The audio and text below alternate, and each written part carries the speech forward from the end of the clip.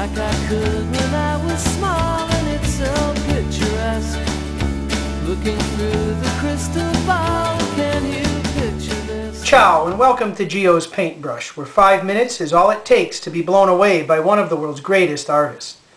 My brother-in-law Mick often initiates really interesting, thoughtful conversations with friends, family, and even strangers with the simple phrase, "Let me ask you a question." Well, let me ask you a question.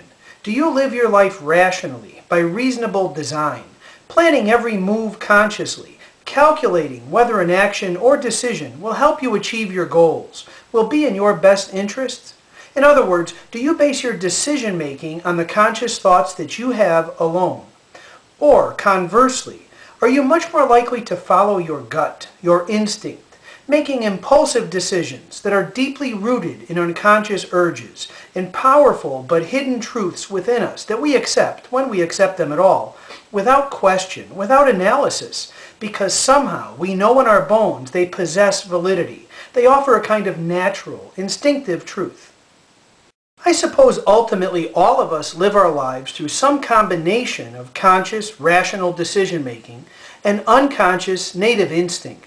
And the same is true of the world's greatest artists, who may employ deliberate, rational thought and raw subconscious instinct in creating their representations of truth and beauty and making art.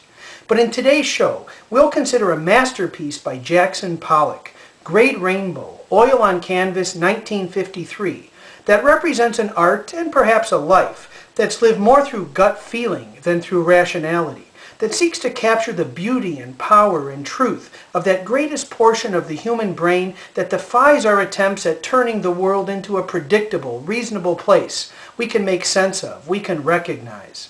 It was groundbreaking in the 50s, and it remains no less shocking and countercultural today in the 21st century. Thanks for joining us.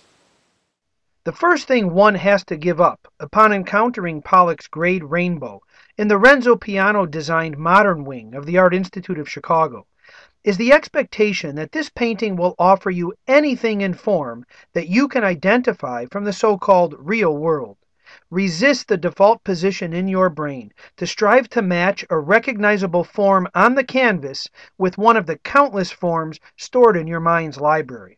Let it go. That's just not the point here. Instead, start by describing, purely from observation, what you see. Described literally, this painting is on a large canvas, measuring about 6 feet by 8 feet, and consisting of splotches, scratches, streaks, and drips of gray or white oil paint on a black background, which itself is not entirely solid in color, not entirely black. But upon further study, one can't help but notice that across the bottom third of the painting, more vibrant colors appear amid all of that gray, including the brightest colors of the rainbow, red, orange, and yellow, obviously there, but also not formed realistically.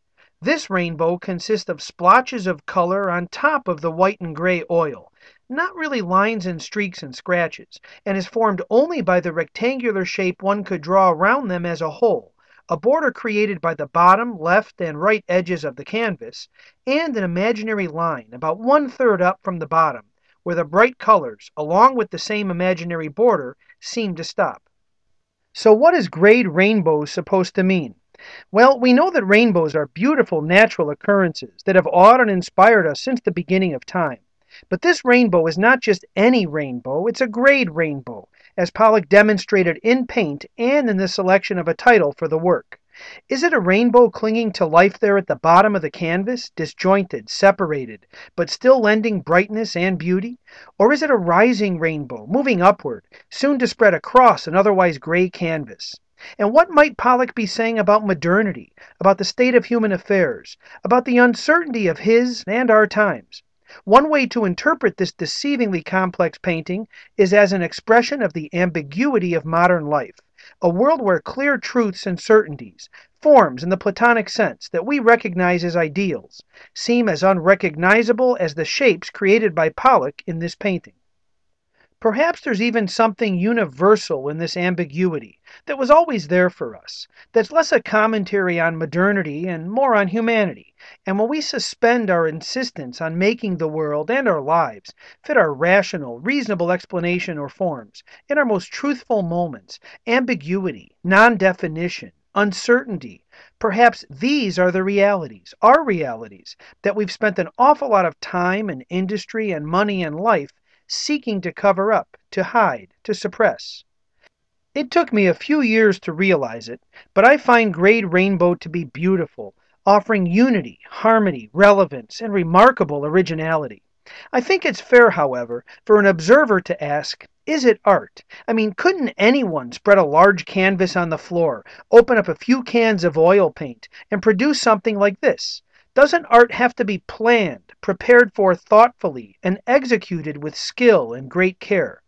My response to that common misconception about Pollock, a misconception I might add that I once held, is this.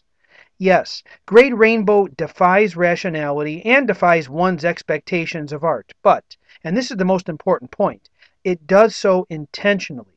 And like so many masterpieces of the world, not just in painting, but also in music and architecture, and just about every creative endeavor, its simplicity is crucial to the artist's essential point and elemental to its beauty.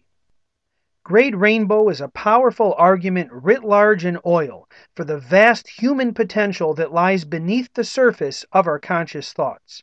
Pollock's approach, not painting from models on an easel, seeking to portray or comment upon previous work in art history, but instead striving boldly, even courageously, to capture an intensely personal truth, working instinctively from feel, painting on a large canvas sprawled on the floor, and using tools that make his strokes and the physical appearance of the paint on canvas unique, bold, powerful, offering a kind of concrete, physical evidence in paint of the reality of our subconscious thoughts, our creativity, our urges. This work of art does not come from a rational plan, a thoughtful, conscious attempt to make a genre or a subject new again, or to capture an essential element of the natural world beautifully. Nor does this painting commemorate an important person or event in history, or even comment upon our subconscious or any aspect of the human condition, through a unique portrayal of a reality in a recognizable form that will be universally understood, even if manipulated and distorted.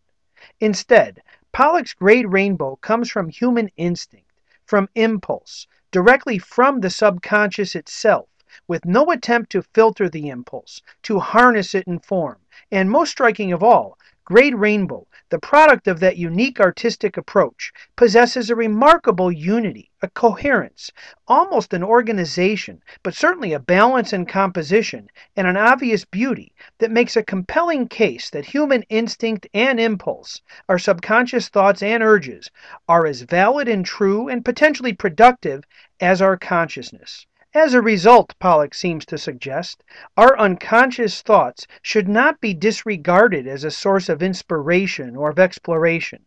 Given that psychology and psychiatry, awareness of the human subconscious, were 20th century developments, it's not surprising, of course, that Pollock, painting mid-century, explored the power and potential of his own subconscious in art. Pollock led a movement which art historians call abstract expressionism, defined by the Art Institute of Chicago as a movement inspired by surrealism's emphasis on the unconscious, with artists seeking a spontaneous personal expression through dynamic applications of paint.